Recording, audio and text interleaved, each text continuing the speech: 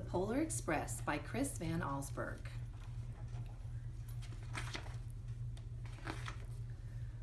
On Christmas Eve, many years ago, I lay quietly in my bed. I did not rustle the sheets. I breathed slowly and silently. I was listening for a sound a friend had told me I'd never hear. The ringing bells of Santa's sleigh. There is no Santa, my friends had insisted, but I knew he was wrong. Late that night, I did hear sounds, though not of ringing and bells. From outside came the sounds of hissing steam and squeaking metal. I looked through my window and saw a train standing perfectly still in front of my house.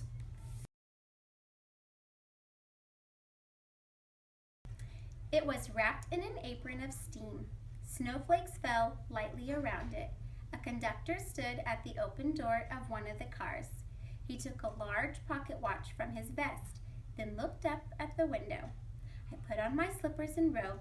I tiptoed downstairs and out the door.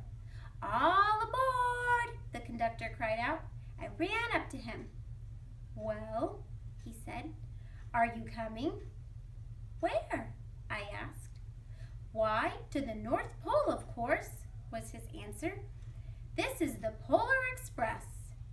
I took his outreached hand and he pulled me aboard. The train was filled with other children, all in their pajamas and nightgowns. We sang Christmas carols and ate candies with nugget centers as white as snow. We drank hot cocoa as thick and rich as melted chocolate bars. Outside, the lights of towns and villages flickered in the distance as the Polar Express raced northward.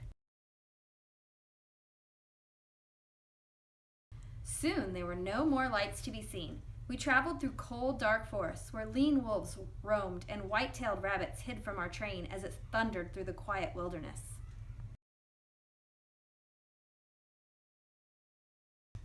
We climbed mountains so high it seemed as if we would scrape the moon.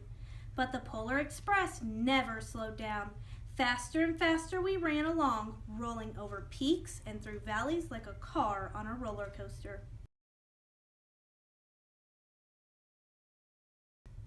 The mountains turned into the hills, and the hills to snow-covered plains. We crossed a barren desert of ice, the great polar ice cap. Lights appeared in the distance. They looked like the lights of a strange ocean liner sailing on a frozen sea. "There," said the conductor, "is the North Pole."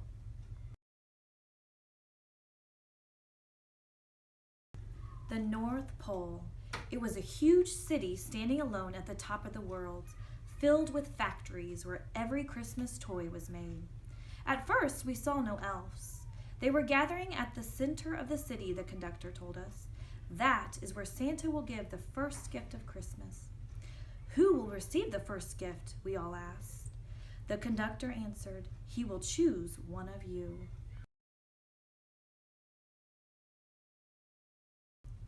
"Look!" shouted one of the children. "The elves!" Outside we saw hundreds of elves. As our train drew closer to the center of the North Pole, we slowed to a crawl. So crowded were the streets with Santa's helpers. When the Polar Express could go no farther, we stopped and the conductor led us outside. We pressed through the crowd to the edge of a large open circle. In front of us stood Santa's sleigh. The reindeer were excited. They pranced and paced, ringing the silver sleigh bells that hung from their harnesses. It was a magical sound, like nothing I'd ever heard. Across the circle, the elves moved apart and Santa Claus appeared. The elves cheered wildly. He marched over to us and, pointing to me, said, "Let's have this fellow here." He jumped into his sleigh. The conductor handed me up. I sat on Santa's knee and he asked, "Now, what would you like for Christmas?"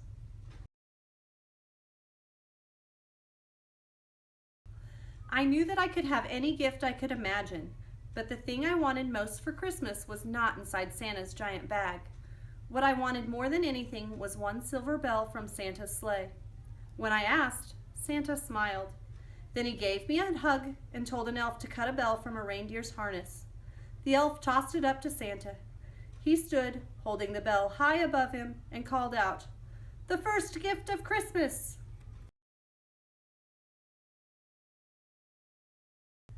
A clock struck midnight as the elves roared their approval. Santa handed the bell to me, and I put it in my bathrobe pocket. The conductor helped me down from the sleigh.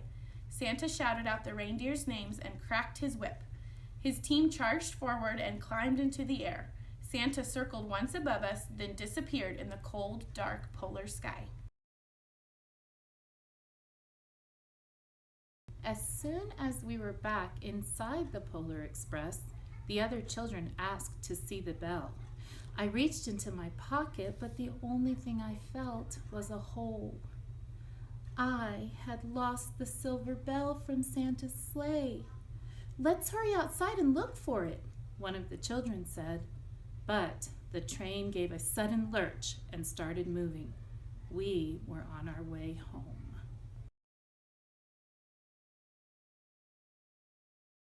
It broke my heart to lose the bell. When the train reached my house, I sadly left the other children. I stood at my doorway and waved goodbye. The conductor said something from the moving train, but I couldn't hear him. "What?" I yelled out. He cupped his hands around his mouth. "Merry Christmas!" he shouted. The Polar Express let out a loud blast from its whistle and sped away.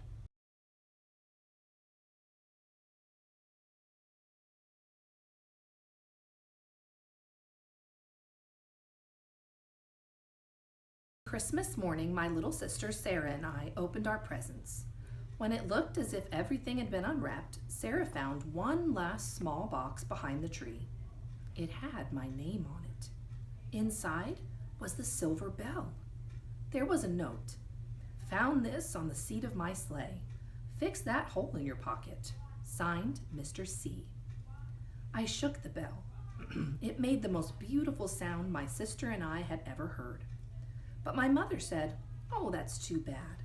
"Yes," my father said, "it's broken." When I'd shaken the bell, my parents had not heard a sound. At one time, most of my friends could hear the bell, but as years passed, it fell silent for them. Even Sarah found one Christmas that she could no longer hear its sweet sound. Though I've grown old, the bell still rings for me, as it does for all who truly believe.